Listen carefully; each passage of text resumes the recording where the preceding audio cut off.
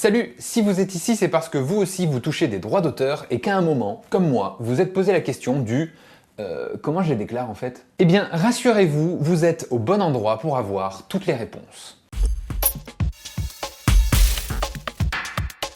Cette série de vidéos est interactive, c'est-à-dire que selon votre situation, vous devrez cliquer à des endroits sur l'écran qui vous emmèneront vers la vidéo qui vous correspond. Mais avant de commencer, il faut préciser deux petits points. Cette série s'adresse à tous ceux qui touchent des droits d'auteur sur leurs propres œuvres, pas les héritiers. Si vous êtes héritier ou légataire, cliquez directement ici. Le deuxième point, c'est que là, on ne parle que des revenus de l'année 2019. Pour la suite, il va peut-être y avoir des réformes, mais ça, je peux pas le savoir. Ok, maintenant que c'est fait, entrons dans le vif du sujet. Tous les droits d'auteur doivent être déclaré. Ce n'est pas pré-rempli automatiquement sur votre déclaration d'impôt. D'ailleurs, le prélèvement automatique des impôts, c'est autre chose et on y reviendra une prochaine fois. Bref, il y a deux façons de déclarer vos droits d'auteur. Soit en salaire, on appelle ça traitement et salaire ou TS, soit en bénéfices non commerciaux, on appelle ça BNC. Vos droits d'auteur entrent dans le domaine des traitements et salaires s'ils sont versés par, je cite, un tiers tenu à l'obligation déclarative auprès de l'administration fiscale. C'est-à-dire versé par un producteur, un éditeur, un organisme de gestion collective, genre SCAM, SACD, SACEM, tout ça.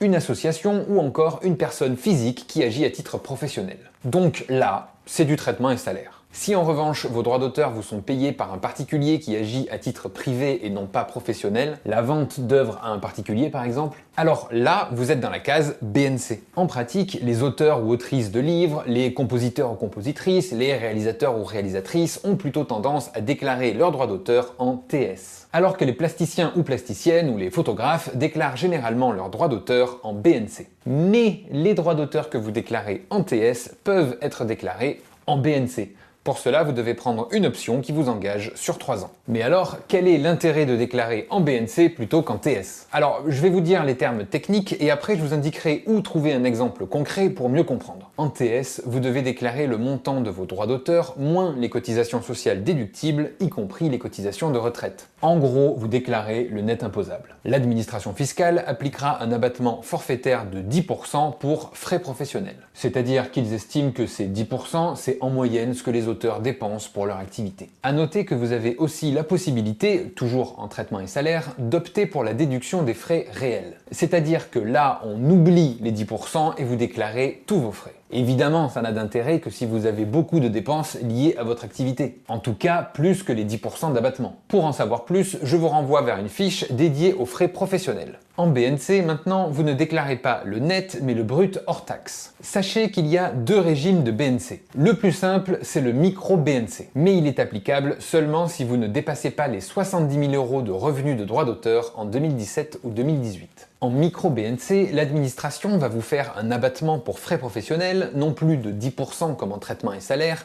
mais de 34%. Par contre, vous ne pourrez pas déduire vos cotisations sociales. Donc, l'un dans l'autre, il faut voir quel est le mieux. Pour ça, n'hésitez pas à faire une simulation du montant de votre impôt, je vous mets les liens en description.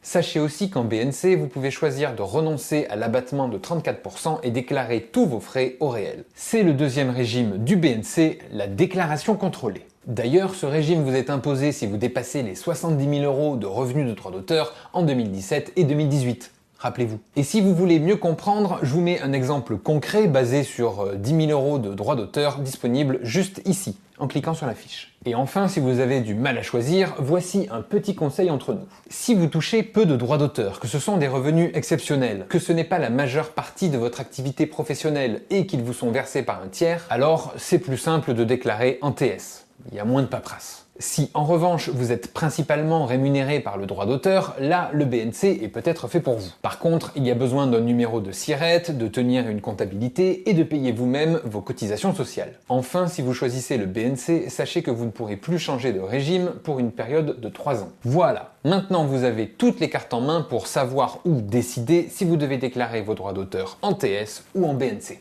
Du coup, je vous invite à cliquer ici pour continuer les explications à propos du TS et ici pour le BNC. Et si vous n'avez pas encore choisi, suivez les deux.